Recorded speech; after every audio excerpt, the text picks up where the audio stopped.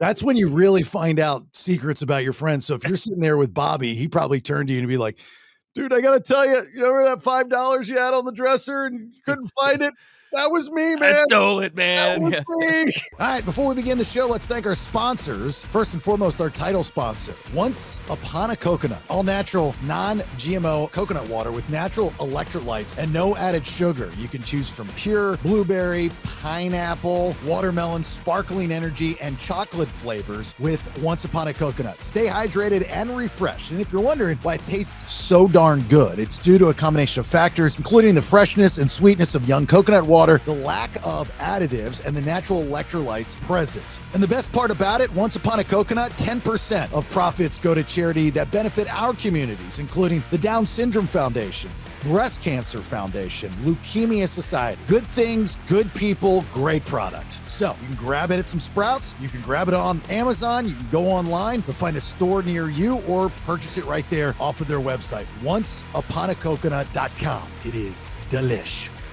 Big thanks to Inspect All Pest Services, our buddy Nick and the crew over at Inspect All Pest Services, providing the highest quality termite, pest, and wildlife control. That's not all they do. Inspect All can take care of your insulation, pressure washing, gutter maintenance, and other home services in Metro Atlanta and the surrounding areas. Remember, seasonal, you get different bugs and critters all around your house, so you want to go with the best in the business, and that would be one of our fine sponsors from day one, InspectAllServices.com. It's the Mad Dog, Manny Aurora, with the Aurora Law Firm, best darn defense attorney in the world, litigating all over the United States, based out of Georgia. We're talking criminal defense, white-collar crime, DUI, drug offenses, appeals, and more. And you can always get your legal questions answered by the Mad Dog, Manny Aurora, by getting those to me. And when he pops up on a show, you get your questions answered. So go to thebaileyshow.com and we'll get those questions to the Mad Dog. The Aurora Law Firm.com. He is the best in the business when it comes to therapists. There's no doubt about that. I use them, and so should you. We're talking about Dr. David Markwell with Ridgeline Counseling. He's got 10 therapists in-house, 3 different locations there in Georgia, one across from Sprayberry High School in Sandy Plains in East Cobb, Marietta near the Square in McKaysville, just outside of Blue Ridge. But if you're not in Georgia and you need to talk to the good doctor, then you can go online and get virtual sessions. Ridgeline Counseling at gmail.com if you'd like to email him directly, or go online to markwelltherapy.com.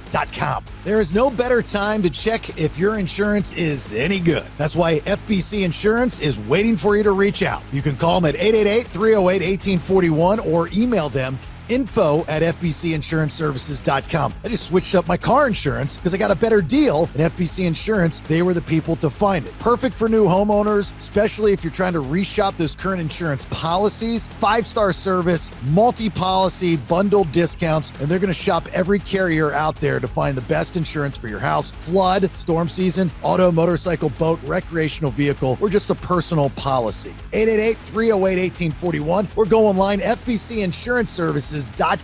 Another one of our great sponsors in storm season. You have to talk to the good people at Alternate Power Solutions of Georgia. Family owned and operated. They are a Generac generator dealer, founded in 2012. So storm season, power goes out. Who knows when it's coming back on? Don't be that guy or girl that does not have a backup plan and having power for whatever it be, especially medical devices, fans, air conditioning, so on and so forth. Offering sales, service, installation, and repair of automatic home standby and portable generators. Every single one of you, when you become a customer at Alternate Power Solutions of Georgia, you get an upgraded warranty, free monitoring, and warranty repair. A+ rating with the BB&B, and you pay nothing until the job is complete. Call or request a free home assessment. You can go to their website, poweringgeorgia.com, or buzz them at 770-853-7571. Use the discount code Bailey, my last name, and get $500 off your entire installation. All right? Servicing Georgia and Tennessee. Again, another great sponsor of the BS podcast that is going to come to your aid here during storm season. And I'm talking about Cliff Bratcher and Jayco Contracting. This one hits home for me because I needed advice from Cliff and Jayco Contracting when my mother got a hole in her roof. Now, Jayco Contracting helping the good folks out in Georgia. And if you're in Georgia, you call him this storm season just to know that you're going to be taken care of when that tree falls through your roof or your shingles come off or a hole somehow appears. years, right? They are a platinum preferred contractor with Owens Corning, licensed and insured roofing and gutter specialists covering all of Georgia. Keep in mind, if you've not gone through this process, Cliff and Jayco Contracting are going to take care of it from start to finish. That means dealing with the insurance companies. That can be a headache and a negotiation, and they're the best to do it. Commercial and residential satisfaction guaranteed. JaycoContracting.com, or 7 days a week, 24 hours a day. You give Cliff Bratcher a call at 770-316-3876. Alive Ozone Therapy Spa in Altamont Springs, Florida. This is mine and my wife's wellness spa. If you have an autoimmune, cancer, HIV, just simple biohacking, long COVID, the answer is yes to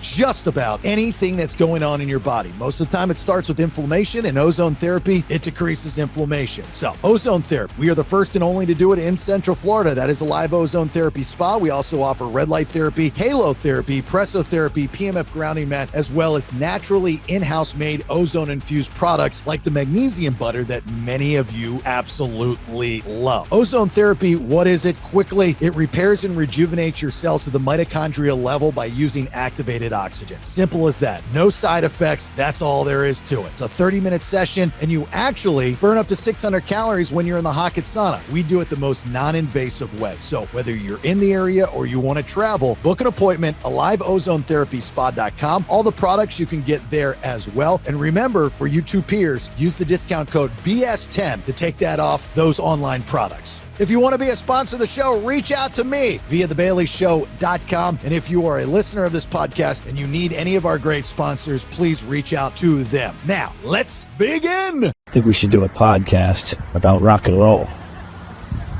And that's some stories.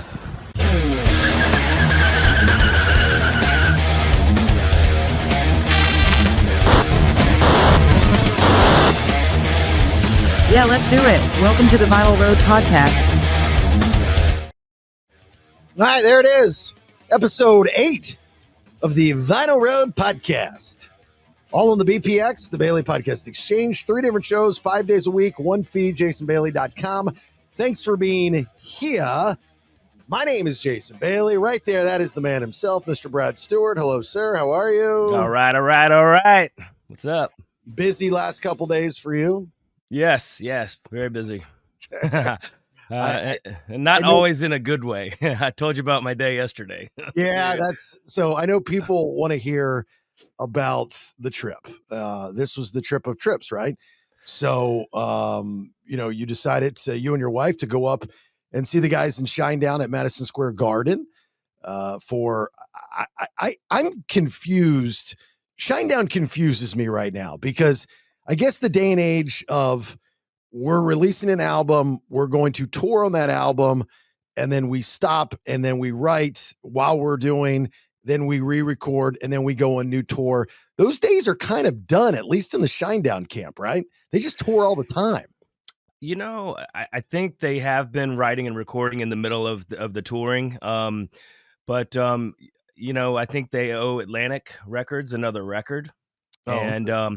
So as you know, the A&R, a lot of the people at Atlantic Records are no longer there. No. So I guess they were obligated to make one last one for them, and that's what they're doing. I'm not sure what they're going to do after that, as far as finding a home at a label, or if they'll just do it a la carte with Atlantic, or how that'll work. But yeah, man, I think, this tour, they got a bunch of big shows, big dates coming up. I think it ends like late August. And they're playing just the arenas all across the country, so this weekend, Madison Square Garden, it was sold out. I mean, it was packed in there, man. It was crazy. Pyro, like the production's pretty sick. Like I think Zach designs a lot of the layout and the staging and pyro and lights and stuff. And it was impressive. It's very well executed, very well designed. And, it was, we stood back behind front of house and just kind of watched it, and it was cool, man. I mean, I love the songs, and the band killed it. I think they were working out some bugs and some kinks from, their show in Boston. Barry, he put it to me. He said it was a bit loose. And so I was like, well, it was the first show of the tour. I get that. You got to kind of figure it out, even if you've rehearsed it and done sometimes you still got to work out things as it goes along. But no, Madison Square Garden, they were dialed. And Is that the first time? That's not the first time they played Madison Square Garden, is it? think it is actually. Yeah. Yeah. Yeah. So that was a kind of a milestone for them. And it was like I said, it was sold out. And it was really cool though. I got to see, it's like a family reunion for me. A lot of, so there was of course, some label people there, Leah Pisacani and her husband, from Atlantic. And of course, Bill McGathy, the great, the legendary Bill McGathy was there.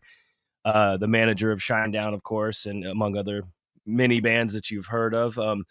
But yeah, and he was super sweet to me, and we talked, and his wife Jenny was there, and their daughter. It was like everyone had their family out. Zach had his kids out, and Barry had his wife and brother and a bunch of friends out, and I got to meet Eric, Eric's wife. Actually, I think I met Eric's wife before, just like one time briefly. But his three sisters, his mom. I'm telling you, it was like a family thing. It was cool. Yeah. And was Ad Rock there? I didn't see Ad Rock. G-Man was there from Indigoot McGathy, which was, our day-to-day guy, him and Corey Sheridan from back in the day. Corey wasn't there.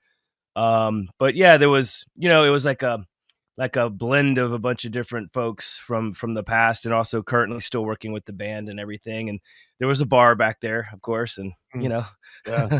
we might have had a few drinks and then, So Madison Square Garden is, that's the brass ring. If you're a performer, you want to play Madison Square Garden. So, and then I saw Brent post that, they were in Pittsburgh, I think, the next day. That's tonight. I think they had a non-show day yesterday. So Pittsburgh would be tonight's show. Well, according to when you're listening to the show. So, yeah. That's true. That's true. Yeah, good one. Gotcha. Yeah.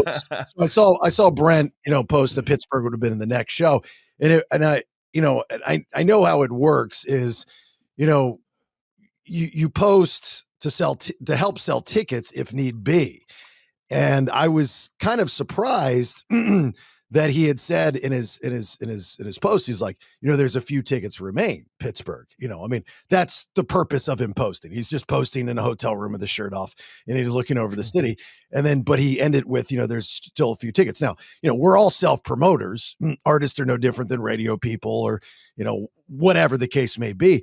But I'm like, you just sold out Madison Square Garden, Pittsburgh. What is wrong with you? How do you not sell out that whatever arena in Pittsburgh, but you just sold out Madison Square Garden? That's crazy to me. It's, the night of the week is, they'll probably sell it. And it's, in some markets, we always would get the thing from the promoter where he'd be like, well, it's a big walk-up town. Yeah, you always get that. Yeah, that old chestnut. We got in radio. You had a gig on a Friday night, and it's like nobody's there when you're there, and they're like, "Oh, it's a big walk up." They're just waiting to figure out if they're going to come today. Though they wait till the last minute. Oh, okay, yeah. Maybe because it's the night of the week, or in some places, I'm sure, there maybe there's something else happening, or maybe it's, I don't know. It's I guess it's. You just never know which ones, and in most tours that I've been on, there's always at least one stinker. Yeah.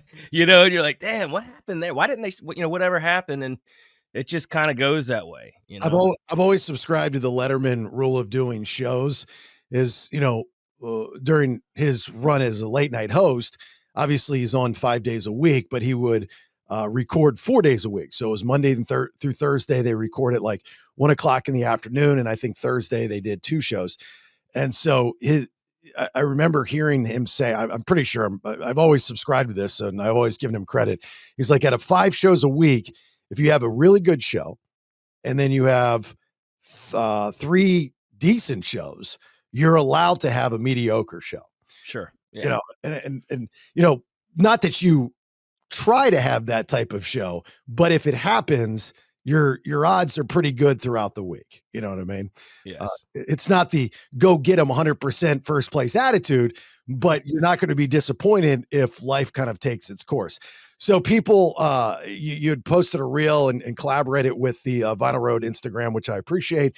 So, there's a lot of views on that. And there's a lot of, I guess you met a lot of fans up there that, that are also listening to the podcast and that follow you and the Vinyl Road podcast and all that stuff. The set list, did they have Fly, and did you get up there like you did in Ocean City, Maryland, when you've kind of reunited with the fellas? I did not go up there this time.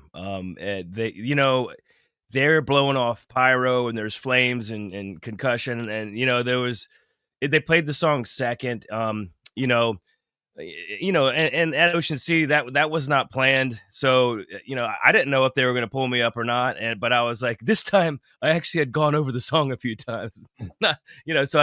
Had they had pulled me up there, then I would have been ready. But of course, it didn't happen this time. And I think they didn't. I'm not sure if they played it in Boston, but I think they played Save Me. So I'm sitting there like, well, damn, what if they had me play Save Me? I haven't really gone over that one, but I mean, it's a pretty easy song, but I was like, well, I guess I'll just figure it out. So I kind of got on my phone. I'm like, man, kind of just listening back to that song just in case. But no, I think that would have probably had to been rehearsed in that situation, just because there was like runways and there was fire in different places and shit going on. So, it would have been a blast, but not this time. It didn't happen.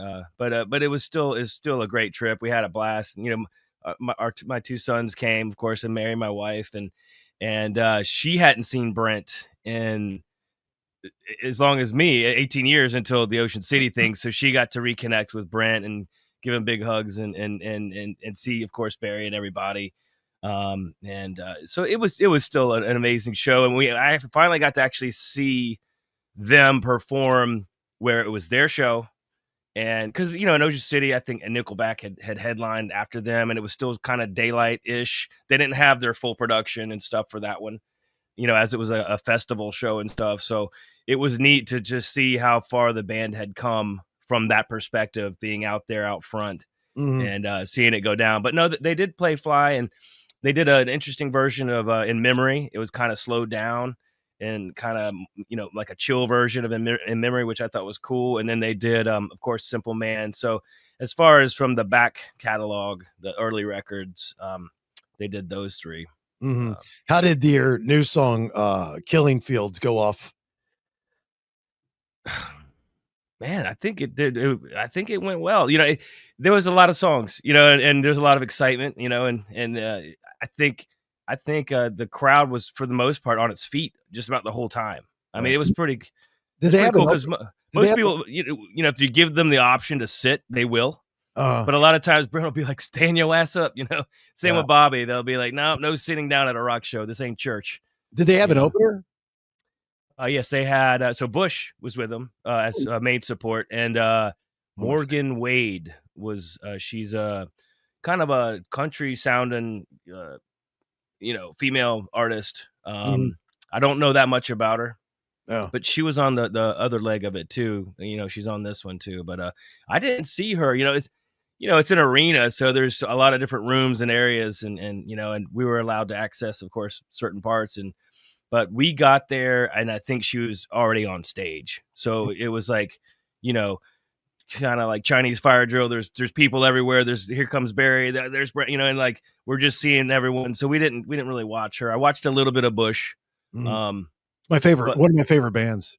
But yeah, and I'd seen Bush here in Jacksonville, over time I've seen him a couple of times and stuff. So Gavin Rosdale is, it's for the people that have listened to me over the years, they know he's my rock star crush, and I have an interesting history with Gavin Rosdale.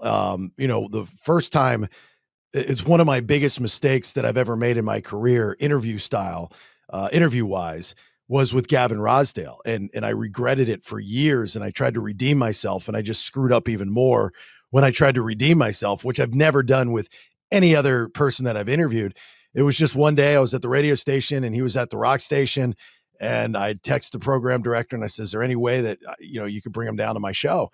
And I never got a response back. And the next thing I know, he just walks in the door while I'm on the air. And, not that I needed to be prepared for Gavin Rosdale, but it's Gavin Rossdale. When I tell you Gavin Rossdale has a rock star aura about him, I'm not joking. There's only a couple people that I've ever met that when you're in their presence, you feel like you're in their presence. James Hetfield is another one. Not saying that they're arrogant. I'm not saying that they're cocky, because they're not. Gavin is not by no means. But he is just, so he comes in, and breaking news when he comes in, Ad Rock from the Beastie Boys, not our Ad Rock, but passes away. And it's on the television. And I was like, oh, and I just like in conversation, I see it. And I'm like, oh man, that sucks. It's sad. And he goes in to start telling a story that when he came from the UK, that was his first friend in the United States. And he crashed on his couch. And instead of me digging into that, I just started talking about Bush songs, because I was so like, let's talk about 16 Stone. Let's talk about Bush songs. And I regretted it ever since. And then like years later, I get them and I have them on one of my podcasts, and I have him on for like 2 hours. I wouldn't let him go. And you could just feel him going, all right, dude, enough's enough. Like he went to every different room. Yeah. I just didn't want to let him go. And then, I got to hang out with him a little bit, and his dog, who's now passed away. And it was just like Bush, I don't know, like all the bands that you've seen, which have been way more than me, but Bush never puts on a bad show. Like I've never seen them put on a bad show. They know their audience, they know their bubble, and they stay in it. And that's what gives them longevity, right? That's the trick for a band to have longevity, is you stay within your bubble, correct? Absolutely. And you play the songs that people are gonna, it's of course the legacy songs, and that's what they do. And I know he has he at one point he had like the same guys in the band, but I think now it's mainly just him and then the people coming in and out of the band. Right. But it still sounds like Bush. It's they definitely they played all the ones you would expect them to play, and it's something. I think it brings another dynamic to that tour, because they have been around a bit longer, and of course, their songs are probably. It was funny when we were checking into the hotel. We were talking about the show, and the lady checking us in was like, "Oh yeah, my dad listens to like Korn and stuff, like classic rock." And I was like, "Wait, Korn is fucking classic rock? Now when did this happen?" And we kind of got a laugh out of it, because I'm like, when I was growing up, classic rock was like Led Zeppelin, right? Yeah. And now they're saying 90s shit is considered classic rock, and it made me feel. I was like, "Thanks, lady." You make me feel old as shit there. You just want to start singing out loud the Bowling for Soup song, 1985. Like, when did Motley Crue become classic rock? I get that with my daughter too. She's like, "Oh, that's the older stuff." Yeah. I'm like, I don't really see Korn though being played in an elevator or like at a grocery store. But fuck, maybe one day. I don't know. You're blind when you're picking out your tomatoes and shit. But it is comical. But I guess when we mentioned who was on the bill, she was like, "Oh yeah, Bush. Yeah, that's a good classic rock band. I think my dad likes them and all this." Well, by definition, I guess it kind of is. It is. No, really, I guess it's considered classic after what, 25 years or 30? Yeah, I think it's like 25 years. Yeah. Yeah. So it's been at least that long. Bush, it just so stands out because, Bush's 16 Stone came out in, would have been 94, maybe ish. Yeah. And I remember the record store in the Sarasota Square Mall where I was living at the time. I had a thing with always buying the newest CD or cassette or whatever it was that they had displayed. They would always get me like that. And they had 16 Stone came out at the same time as Grave Dancers Union came out. A Soul Asylum. Soul Asylum. Oh yeah. And I bought both of them at the same time, and there's not a bad song on either one of those albums.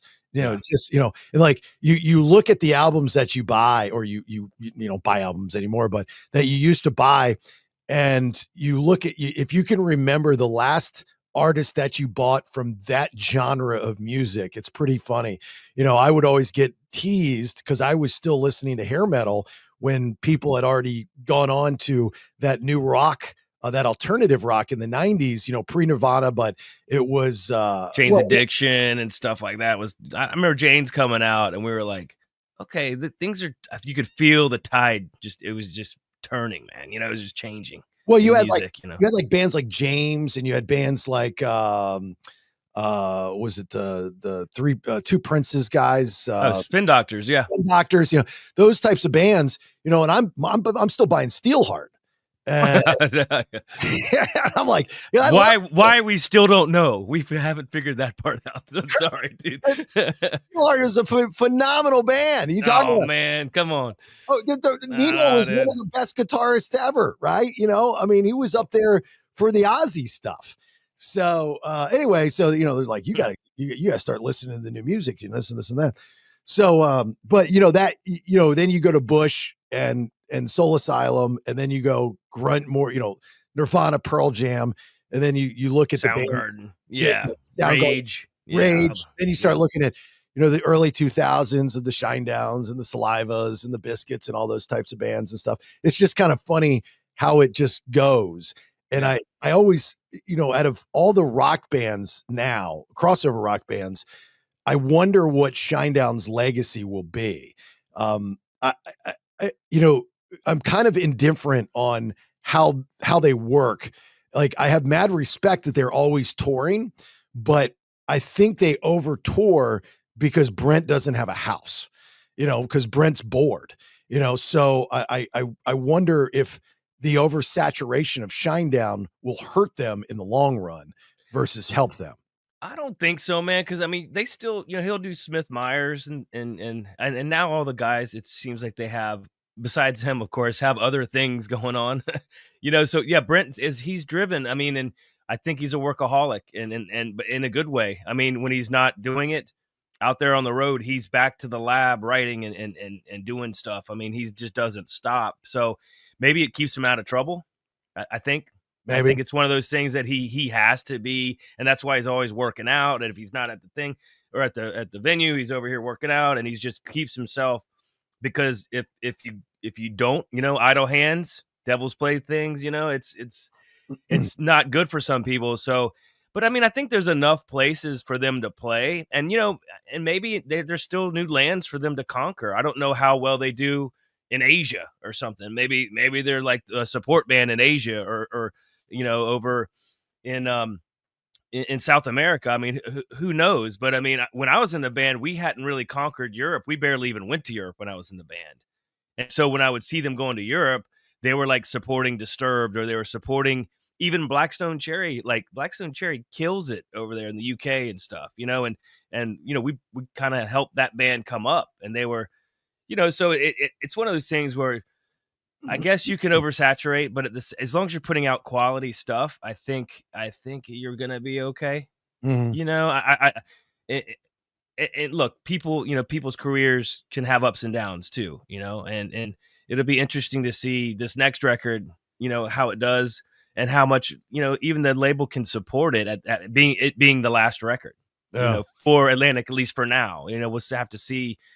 And also them not having the personnel or the staff that they used to have, when the band started, the Atlantic offices, it was 5 floors on the Avenue Americas in New York City. Now it's like 1 floor or like a half floor, because there's no staff. There's no reason to have that much space because you don't have the personnel anymore, to run the thing. What does that do to an artist and or a band when you change labels? Is it usually for the better, or is it for the worse? And how does it affect any new album or new touring when you switch labels? Well, I think the good news is if you are switching labels, you've already built a fan base, right? So, and I think, and hopefully this isn't the case, but if you get to a new label and they're counting on that and they under promote, then that can hurt you. I think, they need to still promote on a level that the band is living in and performing in.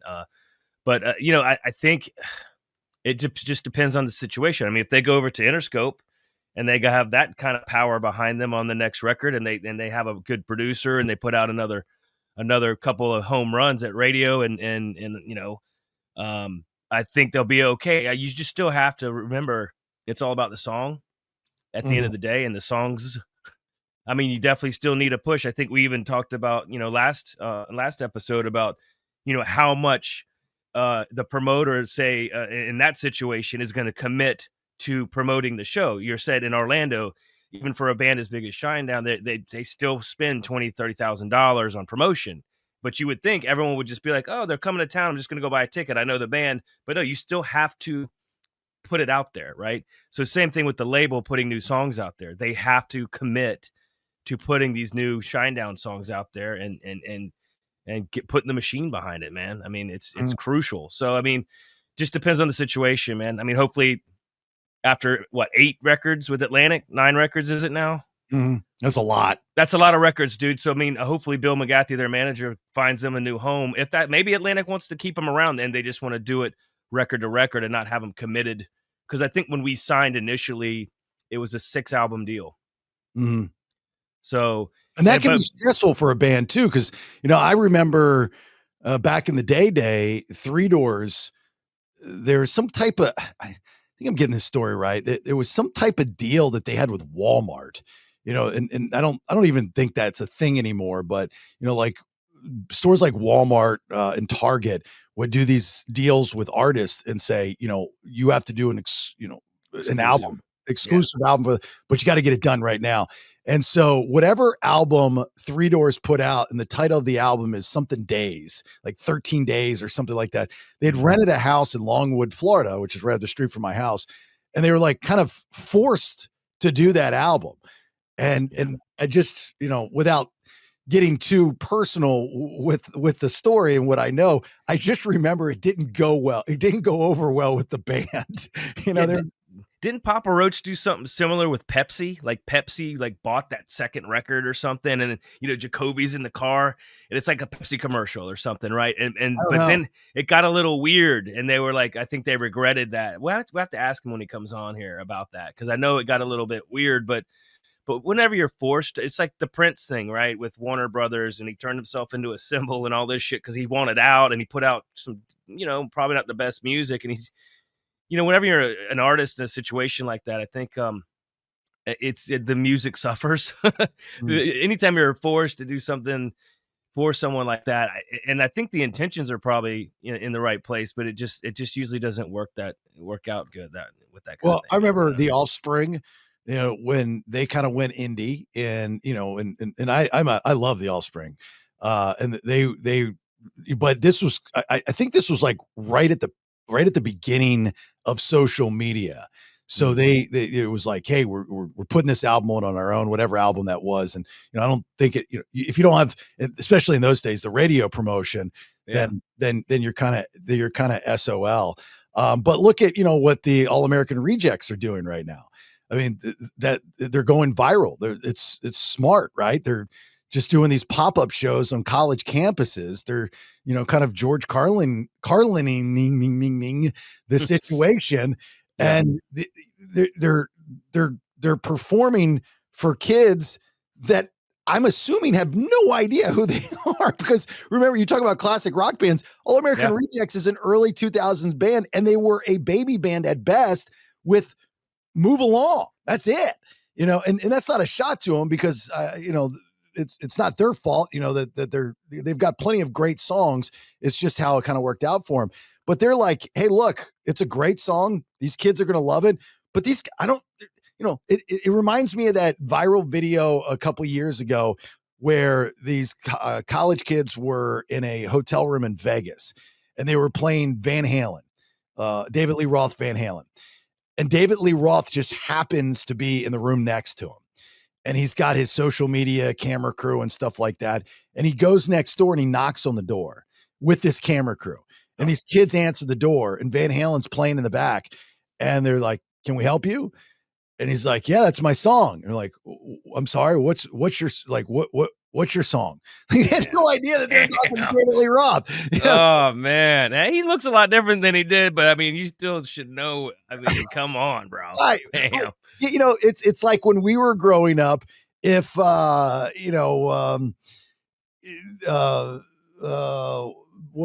Nelson, Ricky Nelson, came over. We wouldn't have known who Ricky Nelson was, something our parents listened to, I mean, Yeah. we just wouldn't have, Big Bopper, Buddy Yeah. Holly, maybe, but outside of that, nothing. Right. So same thing. That had to have been an awkward Yeah, silence. So, yeah, Dave. it was really hard. So, separate yourself, Brad, from being a fan and being an artist. Okay. You traveled to New York on your own dime to go up and show support for the guys that you've reconnected with in Shinedown, which is way cool. I wish I would have forced my invite to go with you, to be honest with you, because that would have been a lot of fun. I was already forcing mine. By the way, guys, we're coming, so just deal with it. So it's good, but as again, separate yourself as a fan and as an artist. Who would you, as far as a band or an artist, go travel to see outside of Shinedown, of course, because you just did that? Man, I really wanted to go to that Aussie thing. I would have went to that. And when I was talking to Bill, he went because, of course, he manages Hailstorm, and they were there. And I would have definitely had loved to seen that. Of course, Ozzy is great, man. Oddly enough, I've never seen Metallica. Really? I've never seen Metallica, and I've been a fan of Metallica since 1983 or 4 when I was a kid with a skateboard, and my friends were listening to it that were older than us, and we're ripping Kill 'Em All, skating the ramp, back in the day. And I've never, I don't know why. It's weird. It's like I'm either on the road when there's an opportunity to see them, or if it is like a Rockville thing, we're playing the one day and then having to get out to, and I just can't do it. I don't know. So I would definitely road trip to see them for sure. So Yeah. I mean, yeah, definitely. That's kind of funny. That's another fun conversation to have. Bands that you love, but have never seen. And it's like the reasoning, when you start digging into the reasoning, it's kind of a fun conversation. Like, there's 2 bands that I have always enjoyed that I've never seen. And the first one is Social Distortion. I absolutely love Mike Ness. I love Social D. He's one of the best guests I've ever interviewed. He's the sweetest man. I'll never forget it. I was young in my radio career. I have Mike Ness on, and I was terrified because I was afraid that I would just flub it, because we're not talking about just a normal rock guy. We're talking about, he's a legend, man. I mean, a living legend, right? I mean, it's right. He's a legend. He was it was like he was gentle with me. He was so sweet. And then I told him how much of a fan I was, and he goes, "Oh, we have to get you my entire catalog." That dude personally sent me 2 boxes of CDs. And this is how long ago it was, of all of his entire catalog, everything. Wow. He personally sent it to me. That's how sweet of a man he is. But I've never seen them live, even though they tour every year, and I have the opportunity. My wife, a couple of years when we were in California, she had surprised me and bought tickets to go to Vegas to see Social D. And, it's a 45-minute plane ride. I was so excited, but I'm a workaholic. I'm starting a new radio show. Could not go. So, we ate those tickets, but that would have been the deal. Yeah. And Rusted Root is the second one. And I know that sounds goofy, but I go back. It's they're a band that had an impact. Send Me On My Way was a song. And when I was in college, I met this girl. I was at a party. So it's kind of a thing. And so I've just always wanted to go see them perform. And I've not had that opportunity, but when I was in Atlanta, my producer surprised me, and Mike, who's the lead singer, and Dirk Miller, who's the guitarist, from the original Rusted Root, they were in town, and they came into the studio and they did it acoustically for us, which was way cool. Right. That is cool. Yeah, man. And so now I stay in contact with both Mike and Dirk, and I'm like, one of these days when you guys are in town, I'm going to come see you. But they don't tour outside of Pittsburgh, like Pennsylvania. That's like their hub. They don't go anywhere. It's like the Verve Pipe. They don't travel outside of Michigan unless they're, they're paid to do it, like really paid to do it. It's crazy. So those are my 2 bands, Some artists are like that. I think, so Ben from Breaking Benjamin won't fly. He refuses. It has to be bus touring. Oh, he's like John Madden. Yeah, John Madden, exactly. They refused to fly, which after the experience I had yesterday with the airlines, I don't fucking blame them, dude. It took us 6 hours to get from New York to Jacksonville, and for me, I have very little patience because I deal with the airlines almost every weekend when we're doing fly shows. So whenever anything little thing goes wrong, I immediately get pretty pissed because I'm like, this again? Can't y'all figure your shit out first? You know what I mean? Like we got. I don't even want to go back there. I can't live in it. I want to know because I hate, dude, I hate traveling. So first of all right, it was going to be like $150 Uber to get from 34th Street to JFK. And I was like, $150 seems like a lot. So we ended up taking the train, Penn Station to Jamaica to station to into JFK.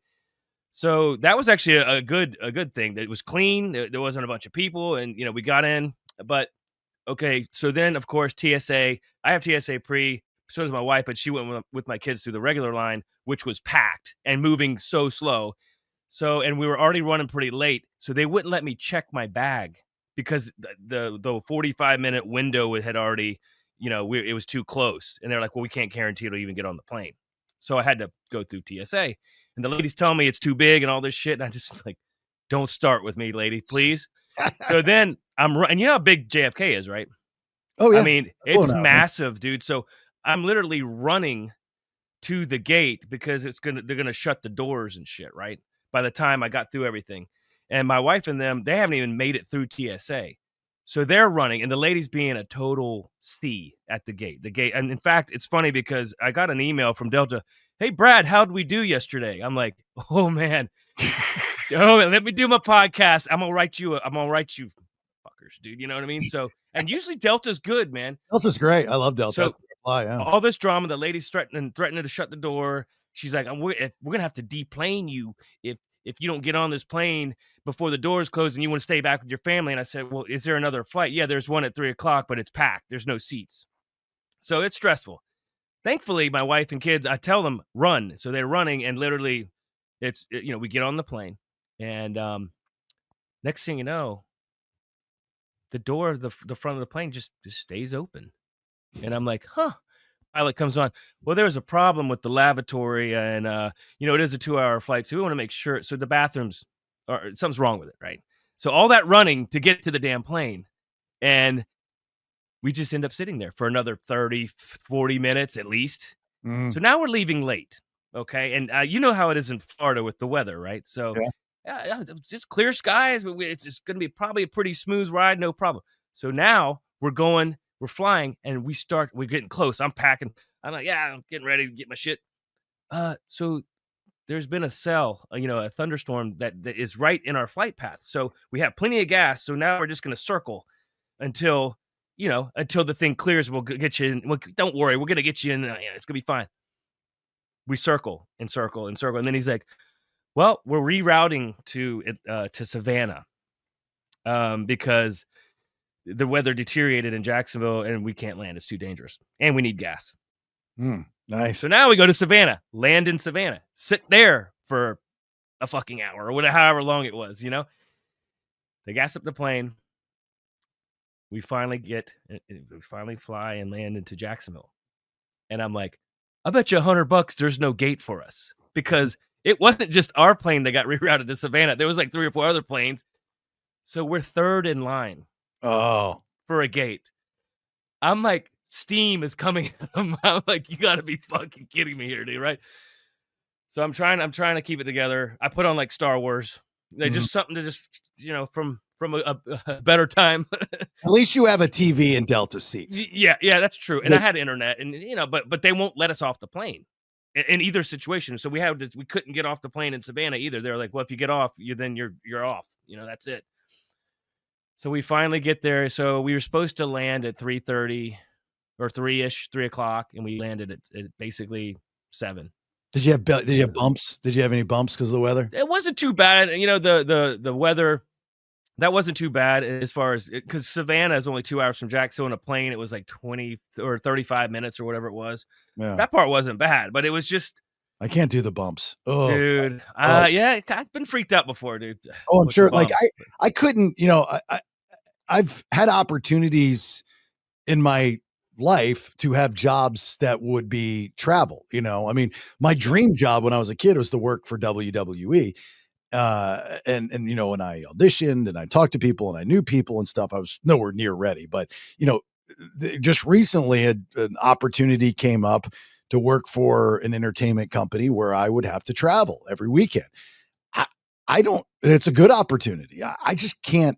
I can't do it. I miss my family, miss my wife. I've got the spa. I can't leave that. And I don't like airports and I don't like planes. I don't like the bumps. It's just they scare the living daylights out of me. And I've been on some flights where them damn face things fell out and the flight dropped and the luggage went I say the luggage is coming down. You're like, oh boy, you start getting real religious. Yeah, you start real just, religious. Yeah. I mean, let's go. Probably Come been to on Jesus. you've probably been on a few of those flights. When we were doing, so Saliva was touring in Europe, and we flew from Hamburg.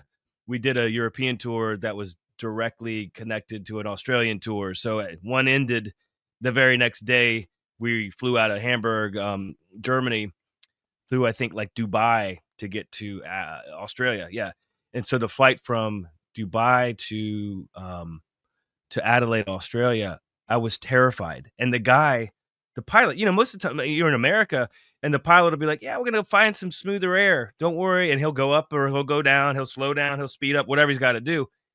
The guy didn't do any of that. I was just like, dude, fuck. Because you could see, on the flight status, how fast you're going and what elevator, and he stuck to the same speed and the same elevator. And meanwhile, I'm like saying I said the Holy Rosary at least twice because and me and Bobby, back when Bobby was drinking, we were like, come on, just keep bringing the vodka, let's go, come on. We were terrified, and the flight attendants were still up moving around. I'm like, they're gonna like hurt themselves or somebody. That's how rough it was, dude. Yeah. And finally, after hours of this shit, we start getting closer to Australia, and it smooths out. Yeah, but it's bumpy. You thought you were gonna die. Yeah, bumpy. It was like white knuckle, but for hours. And I was like, is somebody fucking with me? Like, seriously, like someone. That's when you really find out secrets about your friend. So if you're sitting there with Bobby, he probably turned to you and be like, dude, I gotta tell you, you remember that $5 you had on the dresser and you couldn't find it? That was me, man. I stole it, man. That was me. He wasn't, he was like, man, if it's your time, it's your time. I'm like, yeah, dude, but I ain't ready to go just yet. Come on, man. And I ain't gonna be in this fucking thing, but we survived. And it was cool though, because then we get to Australia and we had just come out of the winter in Germany. It was snowing everywhere we went, and we did Netherlands and Switzerland and shit like that. But now we're in Australia and it's their summer. It was like February, and it's like Southern California, like, nice and dry. And at least in Adelaide when we got there, and we went and did the koala thing and the kangaroos, because we actually had a day the next day to kind of settle in and shit before the show started. And but yeah, it was beautiful. So we had packed all this, clothes and stuff for winter, and here now we are. I'm like, I think I have one pair of shorts, so I wore that the whole time. But the people are super cool, and it was a good experience once we got out of that situation. The best, and it's a horrible story, and everybody knows it. But the best horrible airplane story is from Artemis with Skinner. Oh man.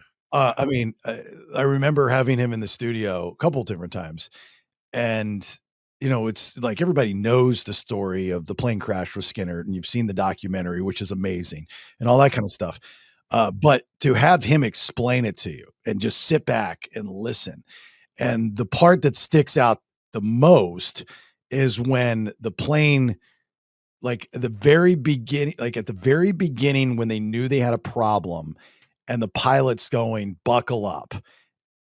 And everybody on that plane, the band, they knew something bad was about to happen.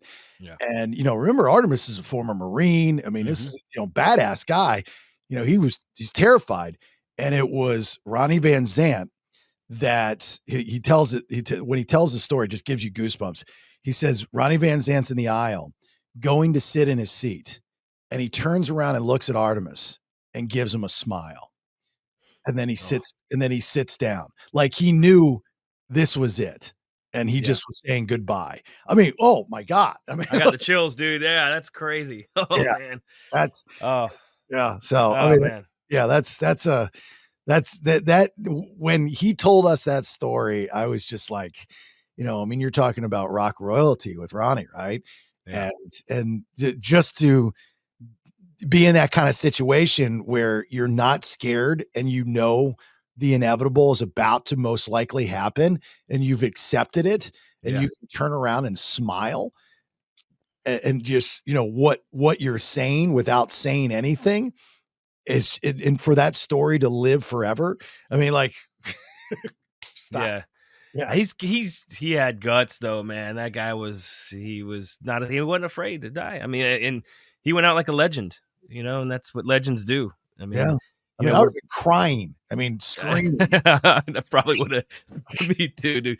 I don't think I'd have been smiling about it, that's for sure. But Yeah. maybe he was spiritually and just he was just okay with it. He was ready, and maybe he had a feeling too, because they dumping the gas because they're trying to keep the plane, since trying to loosen the load, like as far as the weight of the plane, so they were trying to glide it in. And then they started hitting the roof or the treetops. Yeah, I don't remember any of that. I know they landed in that field, and then the farmer came out and Shot him when they were shooting at Artemis, thinking he was some crazy hippie. right. Did he tell you that part? He got shot, right? With the Yeah, salt. yeah. The farmer came out, from Yeah. the field. Yeah, came out from the field, and I think he was in another plane crash too. Like later on in his life. Yeah, later on in his life. Like Jesus, don't. You gotta feel like a badass to survive 2 plane crashes, dude.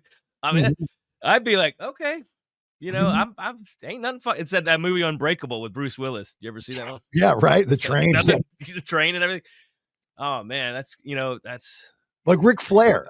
Ric Flair was in maybe it was Ric Flair that was in like 2 plane. I knew he was in a plane crash though, but just to say that you survived a plane crash, I mean, that's next. What about the recent one in India? Wasn't there only one survivor in that one? Yeah, and he was sitting in the same seat as 11A.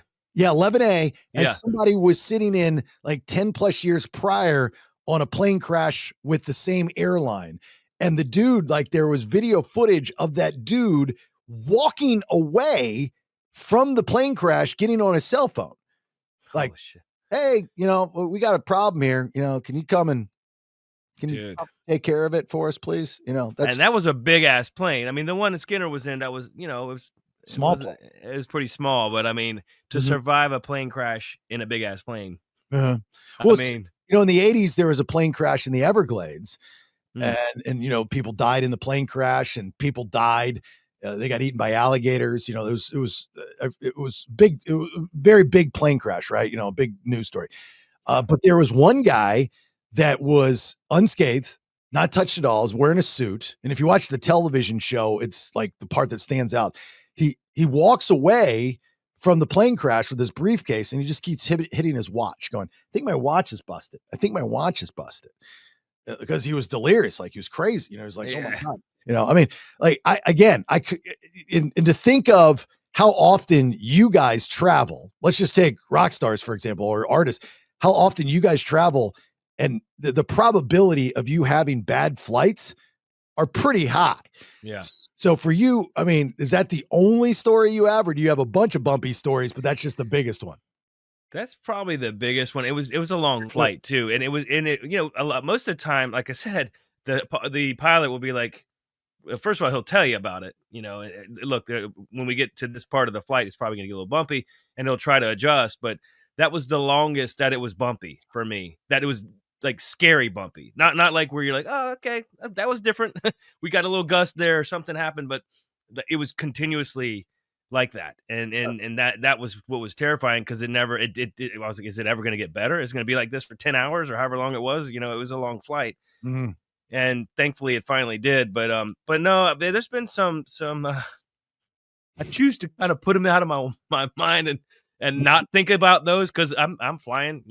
We got a Mhm. show in Maryland this weekend, and then the following weekend Sturgis, and we got some shows coming up, and they're all fly in and fly out type shits. So Where's the I show mean, in Maryland? Cumberland, Maryland, with Buck Cherry and some bands. It's kind of like a festival, like a mini Okay. festival type Yeah, thing. you spent a So lot of it's time in Maryland. I was born there. I It's know Maryland's good they love saliva. it's awesome. That's I great. never saw that coming. That's great. Yeah, So yeah. what are you flying to BWI and drive?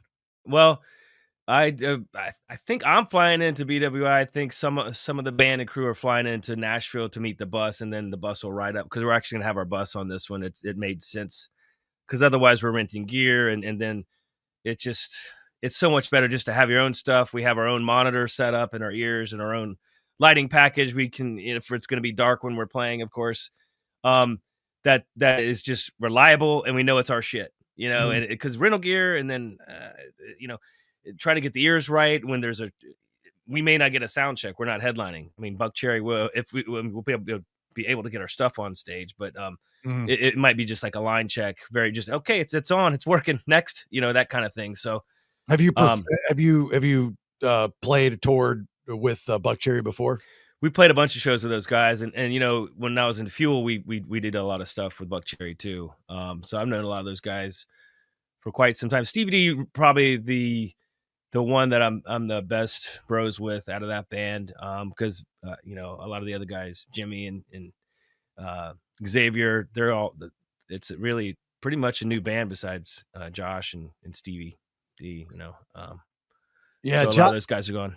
Josh is an interesting guy. My encounters with him were I love the band. Love the Yeah, band, but I think he went through a period. I mean, I think it's public knowledge where he was a little crazed, with some monkeys, so but you just there's some like really awesome stand the test of time songs that Buck Cherry has put out. You should ask any one of them if they want to come on the show.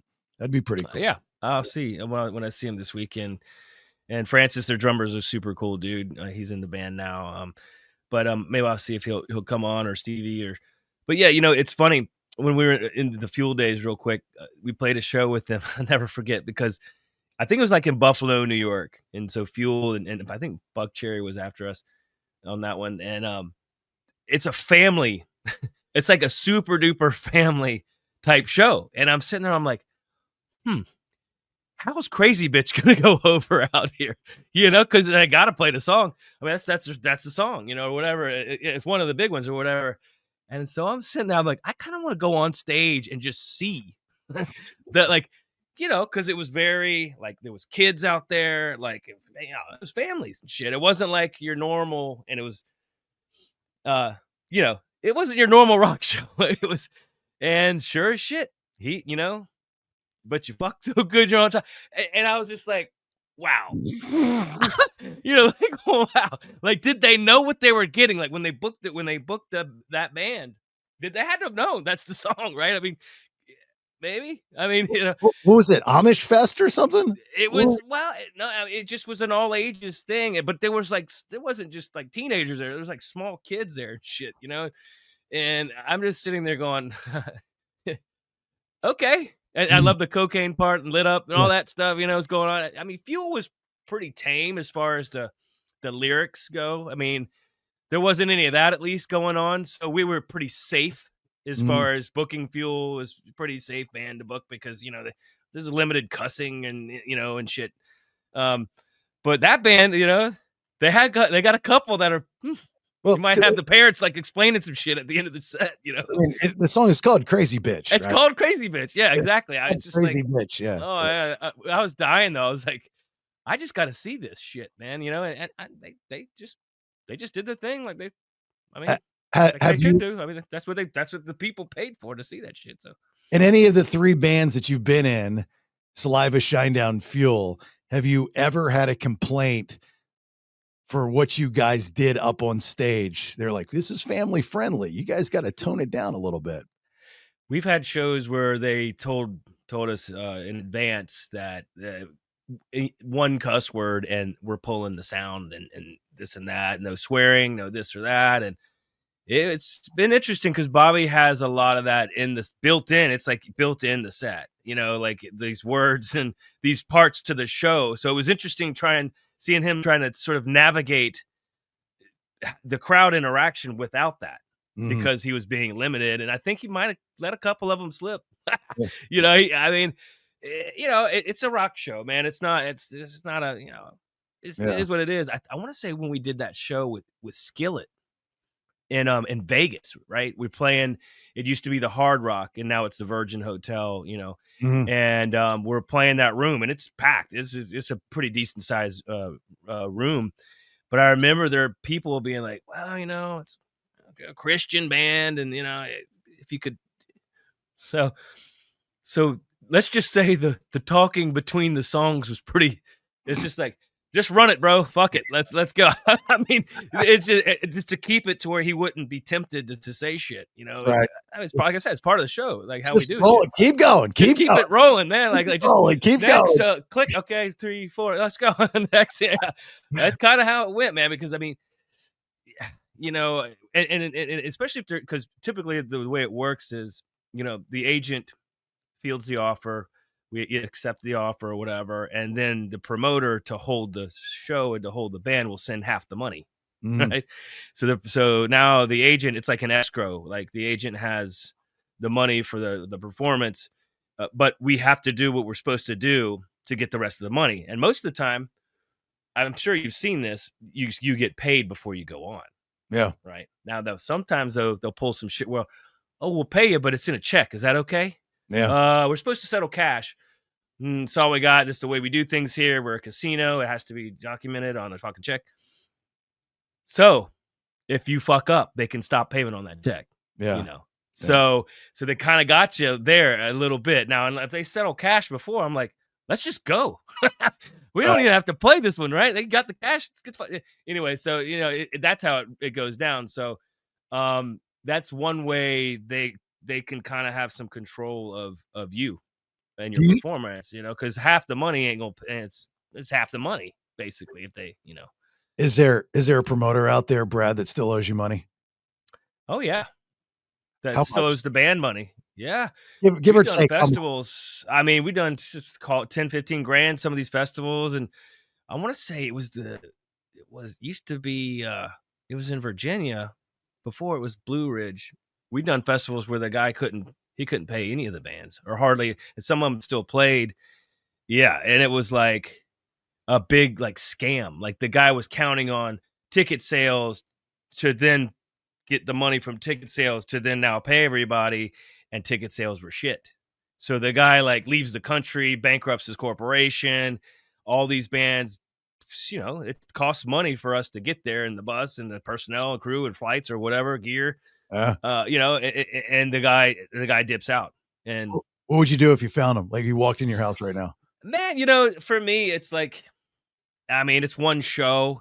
It's a bummer. I mean, obviously there's some shady people out there in this business. It was probably, but then when you do something like that, that's the end of him being a concert promoter, because all those agents for all those bands all talk to each other, and all those bands are like, yep, never doing a show with that guy ever again, never agreed to that. So that just ended it for him. And granted, he probably lost his ass.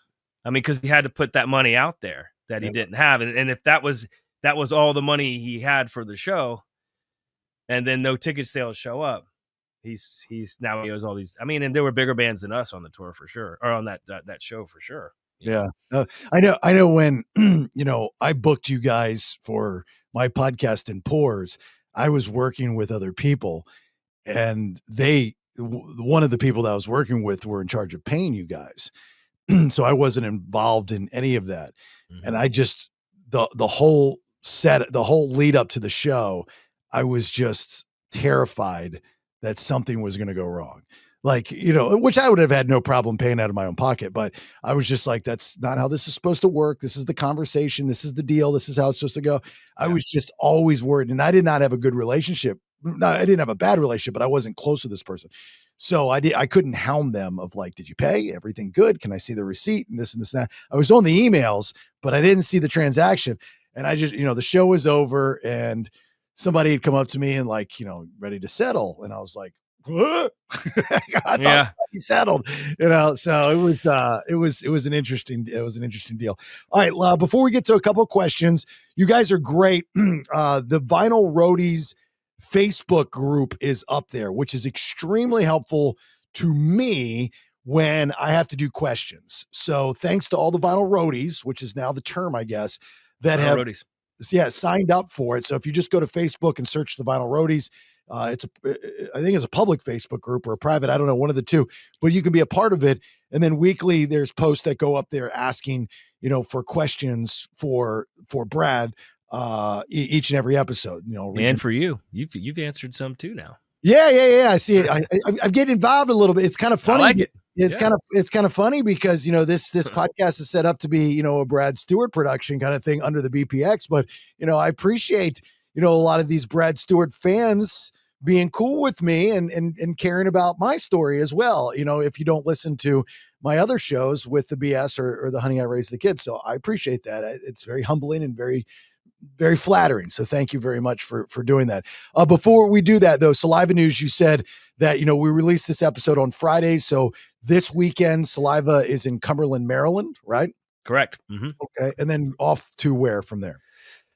That's just the one show for this weekend. We're just kind of doing one-off stuff, but and after then that, Sturgis, yes, with Gene Simmons at the Buffalo Chip. Yeah, dude. Yeah, at Buffalo Chip. Oh, get Gene on. Gene's great. Gene Simmons, man. So I can't imagine him doing anything but the Kiss catalog. I mean, is there Gene Simmons solo shit? No, exactly. So it's basically Kiss without the. Yeah. That's pretty cool though. I mean, that's pretty damn cool. So yeah, it'd be fun, man. And that's for me, for Sturgis, that's the best. That's the spot, Buffalo Chip. I hadn't played it in 20 years. I mean, I played Sturgis just about every year since. I think Shinedown, we played with Three Doors and Seether there in 2003 at the Chip. Yeah. And we had done it a couple more times after that, but it's been a minute since I actually played the Chip. But so Jesse James is out there probably, right, with Jackal.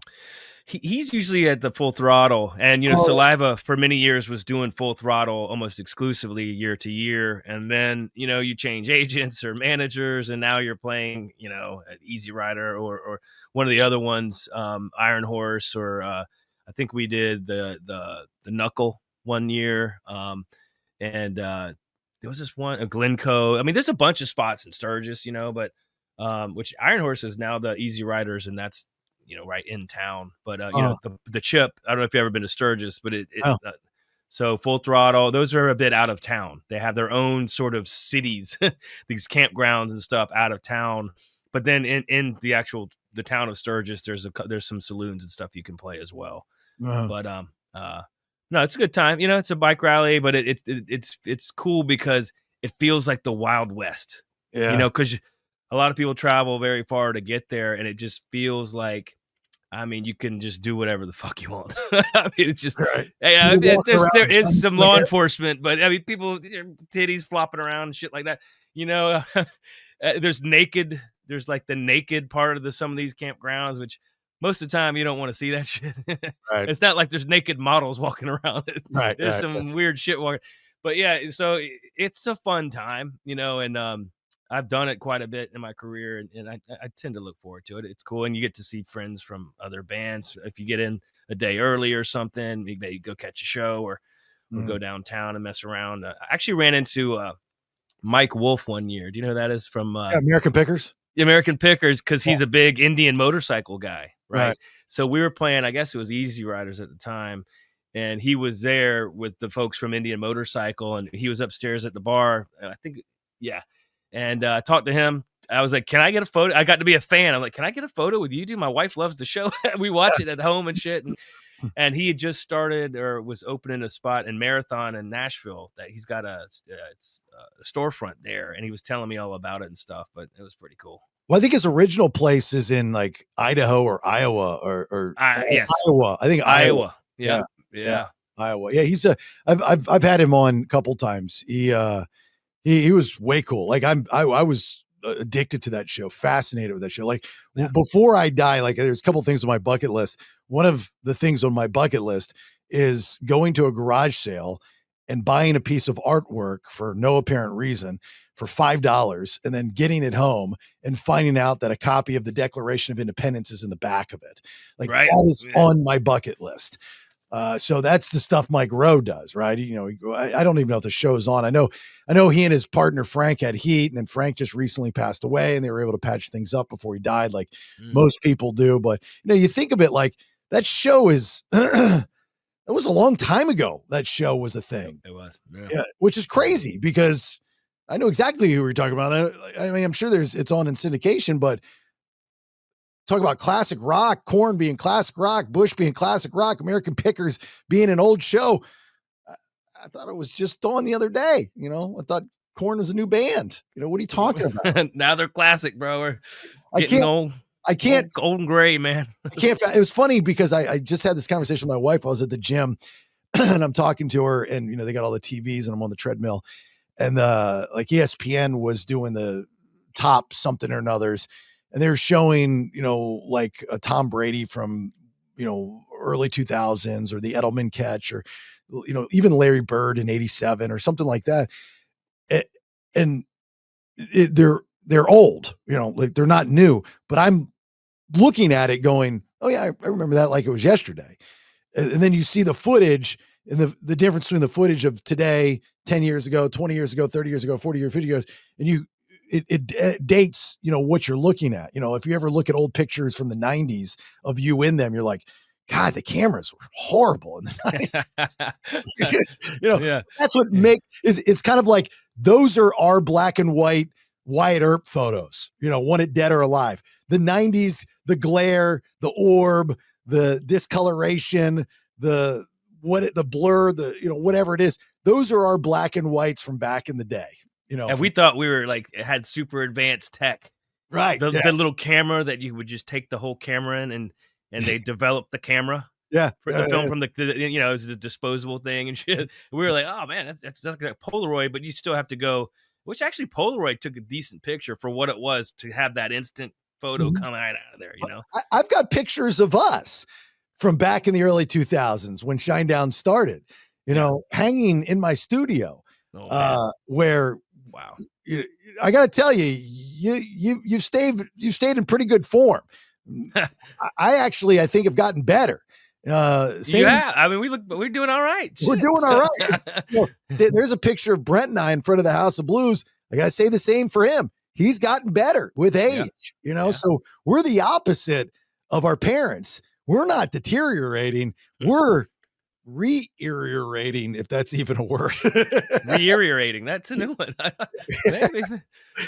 I'm re-irritating. Reteriorating. I'm reteriorating. That's it. We're reteriorating. All right. Let me get some questions for you. This is off again, the Vinyl Roadies Facebook page, and this is where you will post the questions, and then I'll just each week go grab a couple. This is from Kelly Turney. Question for Brad. What is Brad's rarest piece of Shinedown memorabilia? That's a good question. I would have to say I have the original Leave a Whisper, the recording that Andy Wallace mixed before it went to mastering. So these were all like test mixes that we got, and we're like, hey, do we need to go back in and revisit the mixes? I'm pretty sure the only people that had access to these, of course, the A&R person, Steve-O, management, and the band. So there's very few copies of these going around. Maybe there's 10. Wow, look at that. I mean, I'm pretty cool. I have a whole box of stuff. I need to go through it because I got a whole box of stuff that there's probably even some more rare shit. And honestly, my picks from that day, they were black on black, and they had like a texture to them. They had my name on it, and they had the SD logo. Those are quite rare. Yeah. I think I may have like 3 or 4 of those left in existence. Mine would be a poorly shot video performance of Brent Smith and Tony Battaglia doing Thank You by Led Zeppelin for my first dance for my first wife, which was the last time Brent said that he would ever sing that, because coincidentally enough, that was the song he also sang at Brad's wedding. So he's done it twice, 2 weddings, me not knowing. That was So I have a copy of from our weddings performance of him doing that. It was just him and Jason, and then there was like like the wedding band behind it, but it was mainly just them two. yeah. That was cool. So Yeah. yeah, we have some. That's about as rare as it gets, I guess, man. Thanks, guys. Love the podcast. She also wanted to know what was the first Shinedown tour shirt you all sold as a band. Oh man, my buddy Richard Riley here in Jacksonville designed it, and because he had a print like a T-shirt, like a embroidery and screen printing shop, and it was the 2 guns. It was like 2 45 guns, and it said Shinedown, and that was, and it was pretty cool. We were like, it was cool to see the name and like some content, I guess you'd say, but with the song, the single 45. But that was the first one. I want to say that was the first one we had, and it was like we were so proud to have one shirt. You still have some, it? Do you have it? I think it's probably in that same box that I was talking about. You always gotta have your first shirt. Like I had my first radio logo shirt. It's and I don't know where it's at somewhere, but you always have that. I have it's actually in a frame in my studio, a Pearl Jam tour shirt from '94. Wow. With Eddie, it's got Eddie Vedder's face in the front. I never wore it. I just always kept it. And then I decided to put it up there. I can't find the ticket. I wish I could find the ticket because there's cool artwork on it. But that kind of stuff. Was that on the Versus tour? It had been Versus, right? No. Yeah. That second record. Yeah. It had been. I don't think they put was Vitalogy. That was a couple years later, I thought. Maybe I don't. Because Versus and Vitalogy came out around the same time. So I didn't like Vitalogy, man. I don't know, dude. I did. Did you? I mean, I just felt like that was the beginning of them getting away from, like, Stone Gossard wrote the good shit. Like, he was the fucking man as a writer. McCready did some too, but once like the songwriting was taken away from Gossard and Eddie started taking the reins, I was like, oh, I don't know, man. It just didn't get it. It just wasn't as. But Vitalogy's got like Better Man, right? That's what I said. There's a few of them on there that still have that initial thing I fell in love with that band, and then it started getting weird, man. Why do bands start getting weird? And then and they were pissed about that they played Jeremy too much on MTV. I get that. That did get a little annoying, and I could see where they're coming from. But at the same time, man, you can't buy that kind of publicity these days. Yeah, that's something that you gotta just gotta take it and hold it dear to you, man. Because Versus didn't land with me, and so I want to say Versus came out before Vitalogy. It did. Yeah, there's a couple songs on that record that were pretty badass though too. Wasn't elderly women on? I think so. I seem to recognize your face. That's a great fucking song, dude. That one hits me. There's a couple good ones on there, man, for sure. Yeah.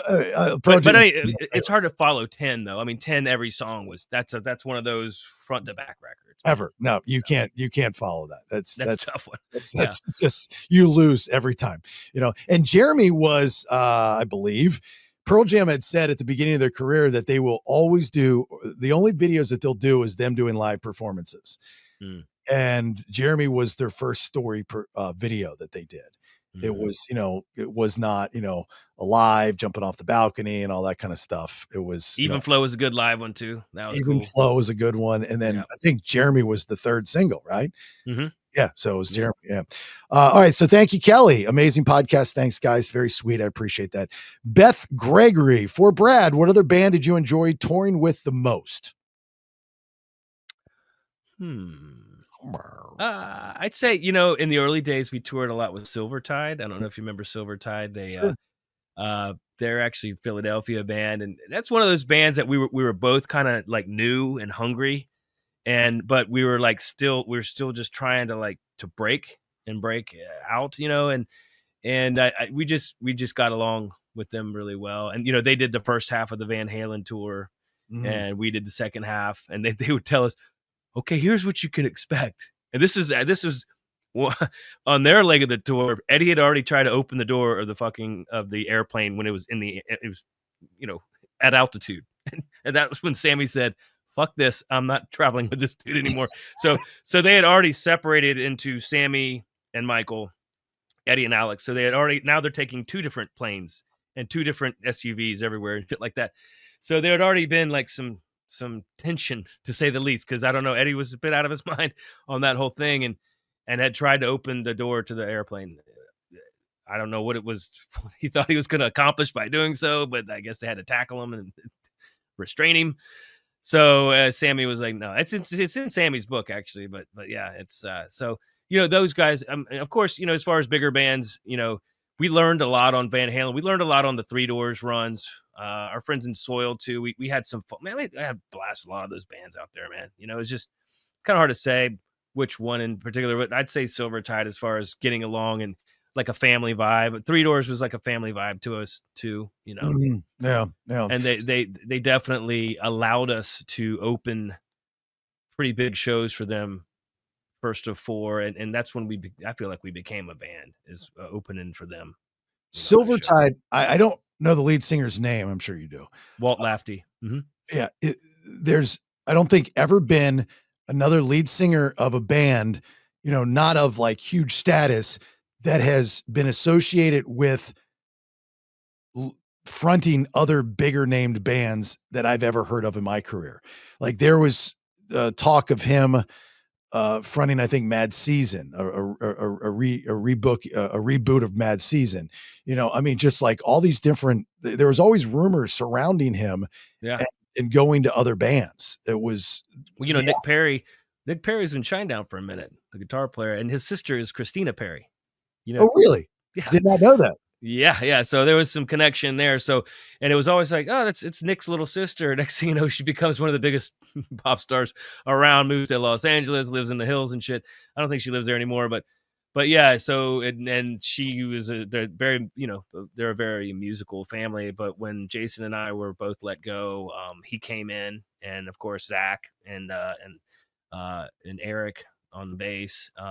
But then Nick left and did some other things after that. But I think he was in Porno for Pyros for a second there too, Nick Perry.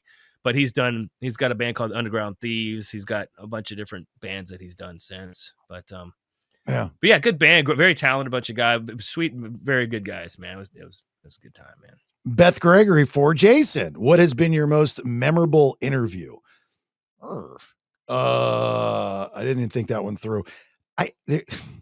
I mean, I can tell you the worst I have, you know, like John Frusciante or Yeah. The Bad to the Bone guy and all that stuff. They're just horrible. You know, I've interviewed a lot of people. You know, I interviewed Biden when he was vice president. No matter what your political belief is, still, you know, that's kind of cool. I've interviewed Bill Clinton, James Hetfield, Gavin Rossdale.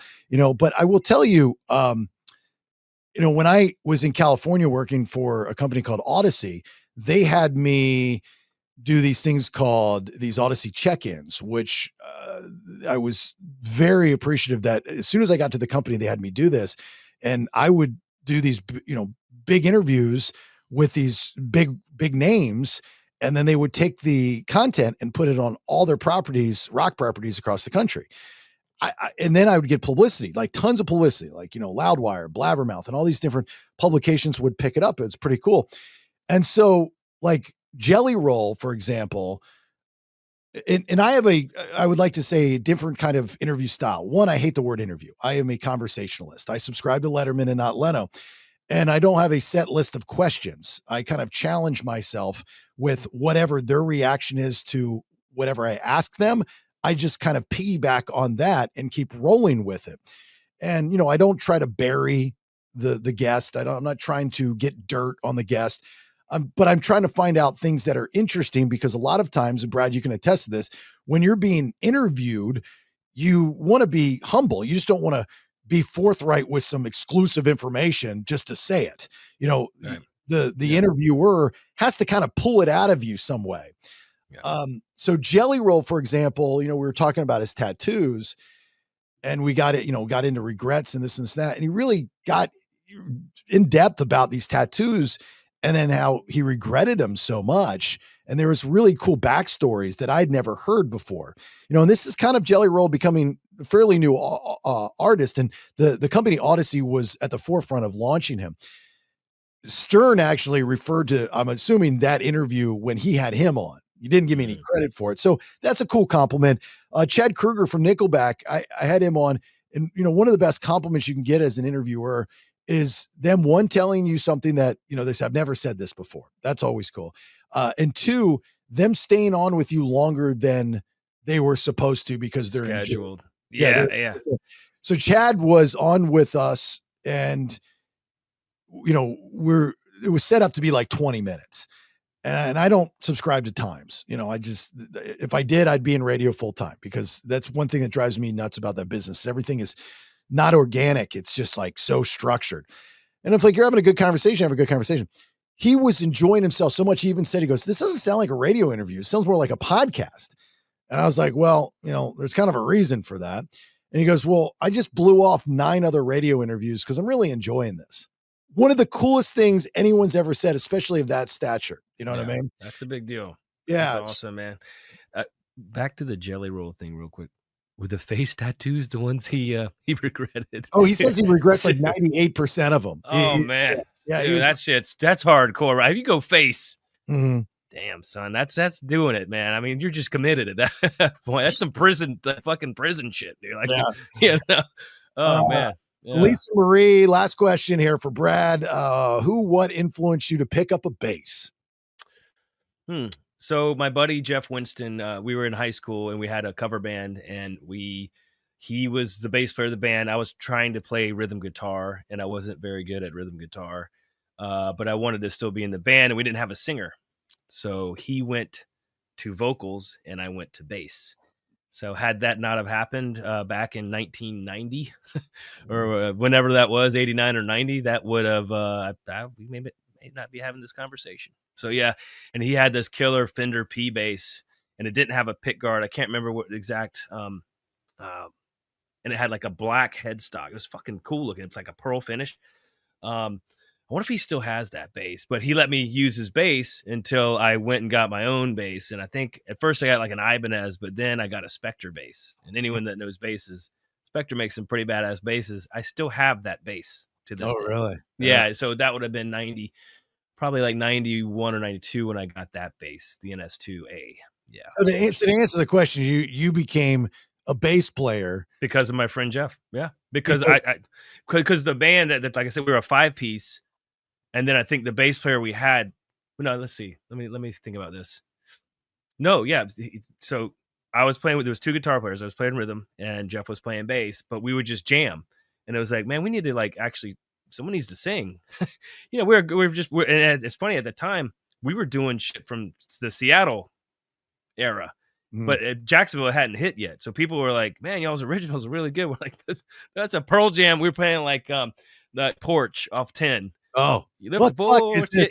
Yes. And they're like, man, that was fucking awesome. We're like, thanks. That was fucking Pearl Jam.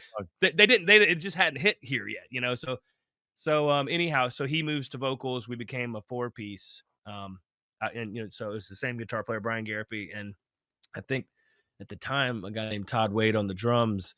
And after that, man, I just stuck with the bass, and I mean, I still play the guitar, of course, but I never played the guitar professionally in any band. And here we are. And next thing you know, it's, the career. That's what started the bass playing in my career. You send Jeff a check for $20 each and every month. No, we're still bros. We kind of had a falling out with that band. Band guys and bands can get weird. So we had a falling out because we actually let him go to get Fred Durst in the band. So this would have been 1990. 94, 95, because Fred was doing stuff around town and he and I clicked, and Jeff and I were having issues, and so it was decided to let Jeff go. And so then Fred came in and we wrote a bunch of songs, and one of the parts of one of those songs ended up in the song Rearranged. So the song that I had with Fred was called and So Ridiculous was the chorus, but the "You make believe nothing's wrong" until that was in that song. That was the bass is the exact same, and the vocal, the melody, the words, everything is the same as what it became in Rearranged.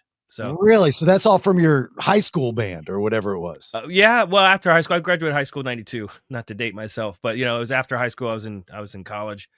But yeah, so and Fred, he was in a band called 10-Foot Shindig at the time, but I think he had disbanded that. And then in the middle of this, he starts forming Biscuit, but we're writing songs, and I'm like, dude, it's cool you're doing the rapping thing with Biscuit, and you're doing your thing, but like, I like the way you sing when you're actually singing. You've heard him sing like on Behind Blue Eyes, and some songs he's got a good voice. Yeah. And but he knew his path, man, and he knew the players he wanted. And in fact, Sam, the bass player, Sam Rivers, called me. He was in a band called Malachi Sage to get Fred's number, and I didn't want to give it to him because I was like, "Fuck, I want to go play with Fred." And I was like, "Fucking bass."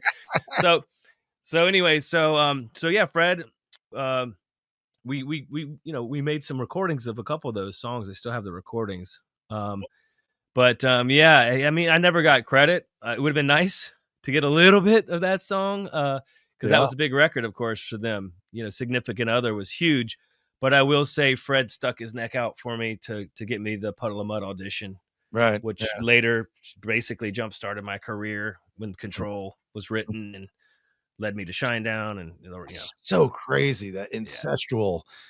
I mean, you're telling me a story right now about this band you had in high school or in college years or whatever, and you get rid of the lead singer who you're boys with, a falling out, and you swap them out for a pre-Limp Bizkit Fred Durst, and then Fred Durst is still doing this rap rock thing, trying to form this whatever band, Limp Bizkit. Yeah. And now you're telling me one of the songs in your high school college band was part of Rearranged from Bizkit, which made Bizkit Bizkit. Yes. And that's not a fairy tale. That's true. I mean, in the song, I was bummed. I'm not gonna lie. When I heard it, I was like, dude, that's my part. That's my song. and then I picked up the bass, and I'm like, yeah, that's basically D to C to E. I mean, the way the rhythm and everything. Did you call Fred and say, "Hey, Fred, look, I think you're using my shit"? Well, I saw him when he came to town, I think with Kid Rock, and he had Vern Troyer with him, Mini Me. Yeah. And shit. And I seen it. I think this was back when Danny had Paradome, or maybe it was 618. It was a club. So Danny Wimmer also was a club owner back before. So he obviously knows how to be a concert promoter. Well, Fred was there, and I was like, dude, Rearranged, man. That was my part. That came from the song. And he was like, yeah, man, I just took everything. He's like, fuck it. I was like, I know, but could you give me a little fucking credit or something? How about throw me a bone here, And yeah, so it was like we talked about last episode, when you're like, is it ever painful for some of these people that have written shit and then they hear it over and over? That was a little painful for me when I knew I had a piece of something and it just got basically taken, and there was nothing. Yeah. Not even in the liner notes. I think he thanked me on the first record, but I don't know if he even thanked me on the second one. But it, like I said, he sort of made up for it by getting me the in the room with Wes, and then thankfully my music and tell me he can really make up for it if he comes on the show. Yeah. I saw him briefly. We did what was it, Sonic Temple, and Biscuit and Slipknot, of course, was headlining that one, but Biscuit was there, and I got to see all the guys in the band. It was cool to see him. He's on my bucket list. I've never interviewed him. Yeah, he's okay. Man, that would be a tough one to lock down. Maybe when we get a little bigger. Yeah. Well, no, I mean that's what makes you bigger. Is you get guests like that. You just got to have a connection. You got a connection. So anyway, all right. Look, thank you guys for supporting the show, listening to the show. Remember, on the BPX, which is the Bailey Podcast Exchange, what you're listening to this on, like, especially if you're on Spotify where you get the visual, there are 3 different shows 5 days a week. So I hope that you listen to all of them. Give them a try. Honey, I Raised the Kids on Mondays. It's about me and my wife becoming empty nesters. I do it with my wife. Tuesday, Wednesday, Thursdays. It's called the BS. It's like my radio show. Tuesdays and Thursdays are subscription episodes. So if you want to subscribe, you can go to jasonbailey.com. All of our sponsors, thank you. Our title sponsor, Once Upon a Coconut, which is without a doubt the best coconut water you could have. Onceuponacoconut.com. Use the discount code BS Podcast 10 at checkout so you can save a little cash. And if you want to be a sponsor, please reach out to me again via Jason Bailey uggghhh.com. Like, share, and follow all the social media for all the shows and continue to spread the content that is posted, especially from the Vinyl Road podcast, so we can get more peeps listening and supporting what we're doing and having a good time. All right, Brad, you got anything before we get out? Just my usual, very grateful for all of you for listening and being a part and sharing, listening to these stories and being a part of the show and inspiring us to keep going on the road and to keep making songs and to keep doing what we do. I mean, it's important to have it's a two-way street, without the fans and without people listening and caring about rock music and the musicians that make it. I mean, we don't really have a career. We're nothing without them, thank you. Well, y'all, if you're going to be doing some drinking, I understand, I get it. If you've had too much, please don't get behind the wheel of a car. I've lost way too many friends like that. And I'll mirror what Brad said. Thanks for the support. And we will talk soon. Until then, bye. I think we should do a podcast about rock and roll. I got some stories. That's it for this episode. Check out jasonbailey.com for more shows. Until next time. Bye, bye, bye, bye, bye, bye, bye, bye. All right, that was good. Yeah, dude. It's a good one. 3 different shows, 5 days a week, 1 feed, details, and to subscribe, jasonbailey.com.